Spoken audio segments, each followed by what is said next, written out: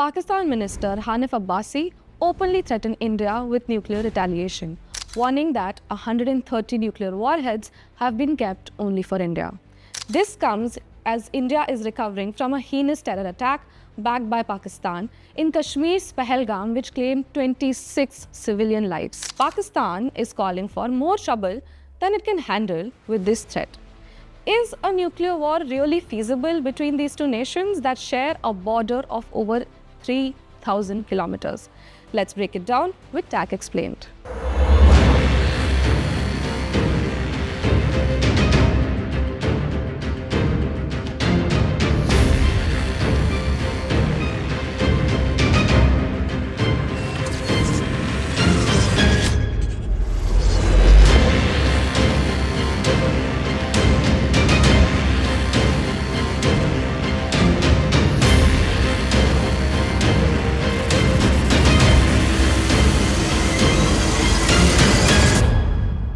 The roots of India and Pakistan's nuclear programs go back to the 1940s. India started accelerating its nuclear weapons program after the 1962 war with China. Additionally, China's first nuclear test in the 1964 pushed India further in this quest, culminating in India's first nuclear test called the Smiling Buddha in 1974. What followed in the following decades was India developed its own missile and nuclear infrastructure quietly, even as it pressed for global nuclear disarmament, while Pakistan's program was partly a reaction to India's nuclear steps. After its defeat in 1971 war, Pakistan's Prime Minister Zulfikar Ali Bhutto famously said that Pakistan would eat grass if necessary to make a bomb. Pakistan under Dr. Abdul Qadir Khan secretly acquired the bomb design and enrichment technology from China and the Netherlands. Finally, in 1998, Pakistan was able to conduct its first ever nuclear tests called the Chagai 1 and 2. This riled up the global fear of nuclear escalation between the two nations, especially after the 1999 Kargil War. In 2008, it was recognized that the world did not know where all of Pakistan's nuclear sites were located. Pakistani defense officials continue to deflect any requests for details of the same. Meanwhile, allegations of China transferring technology to Pakistan and conducting a putative test in 1980 also surfaced. An allegation Dr. Abdul Qadir Khan, also known as Pakistan's father of nuclear program, dismissed, saying no country allows any other country to use their test site to explode such devices. On contrary to this claim, the UK conducted such tests in Australia and in the United States. Despite admission of possession of nuclear weaponry on both sides across the border, India and Pakistan are yet to publish the exact number of their nuclear warheads. As per the CIPRI, India's total stockpile is estimated about 170 warheads and Pakistan's at 170 warheads, while the Federation of American Scientists report that India has roughly 180 and Pakistan has 170 active warheads. It is important to remember that among these warheads, only a few are deployed at missiles or aircraft at any given point of time, while others are kept in what is referred to as a strategic reserve. Reports also suggest that India and Pakistan are also developing new delivery systems. Before we get into that, I would also like to explain to you how a nuclear bomb exactly works. A nuclear warhead is essentially a type of explosive device that uses nuclear reactions such as fission or fusion to generate an extremely powerful explosion, far more powerful than any chemical bomb. When detonated, usually at a high altitude for maximum effect, it unleashes a blinding fireball and a powerful shock wave. The radius of destruction depends on yield.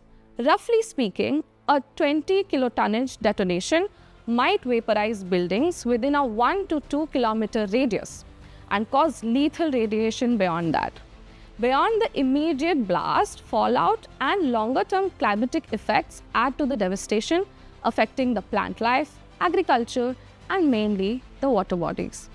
But a bomb without a delivery system is essentially useless. This brings us to the nuclear triad.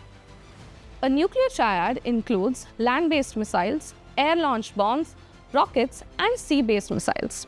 Both India and Pakistan maintain delivery methods but at different scales. For land-based ballistic missiles, India has the Agni and the Prithvi families, ranging from short range up to 3,000 kilometers and long range up to 5,000 and plus kilometer ranges. Pakistan, on the other hand, has land missiles named Hataf, Gauri, Shaheen, etc. They cover ranges from a few hundred kilometers up to 2,007 kilometers. On the air front, Pakistan's F-16s and JF-17s are met by India's fighter bomber fleet Mirage 2000, Sukhoi Su-30, the Jaguar and the Tejas that can carry airborne nuclear bombs and cruise missiles. Sea-based deterrence is the hardest part of the triad. India now has at least one operational subsurface ballistic nuclear system, also called an SSBN, giving it a credible hidden second strike force against Pakistan's hope that rests a future submarine or its Babar 3. Cruise missile launch from surface ship or mini-subs. A second strike capability ensures that you can retaliate after your country has been attacked by a nuclear threat, deterring the initial strike.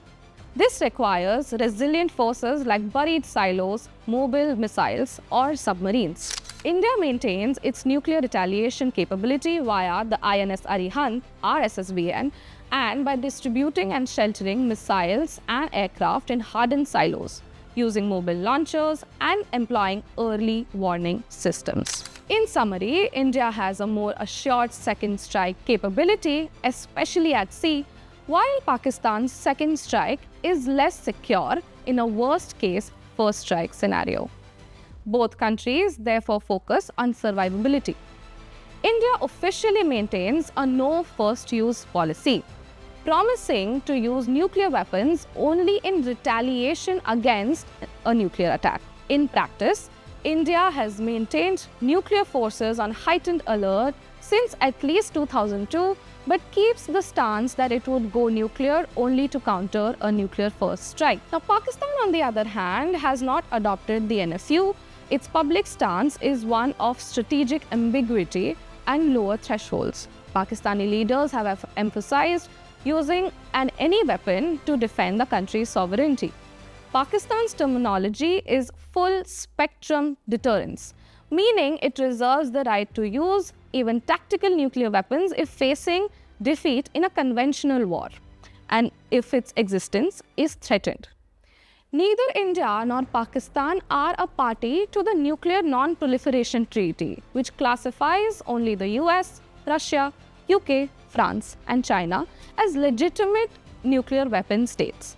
Both governments have argued that the NPT is discriminatory, so they never joined. Despite being NPT signatories, India received a nuclear suppliers group waiver in 2008 for nuclear commerce, while Pakistan's similar attempts have been unsuccessful due to the NSG rules.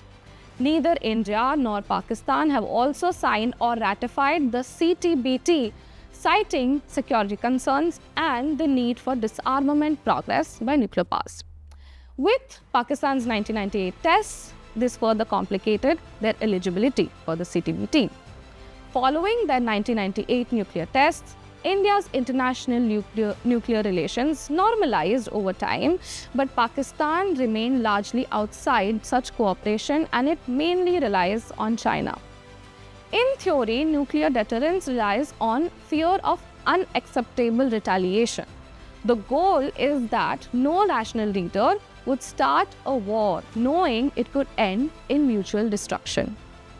Proximity and city-destroying weapons also create mutual vulnerability between India and Pakistan, theoretically deterring nuclear use due to the fear of retaliation, which essentially means that if one is bombed, the other will also bear the brunt of the blast. Now, having talked about all of this and the possibility of such attacks, how would either sides know when the attack actually takes place? For this, early warning systems are critical. India operates space-based sensors and radars, some reportedly supplied by Israel and France to detect missile launches. While Pakistan's capabilities are less known, it relies partly on radar and possibly Chinese help.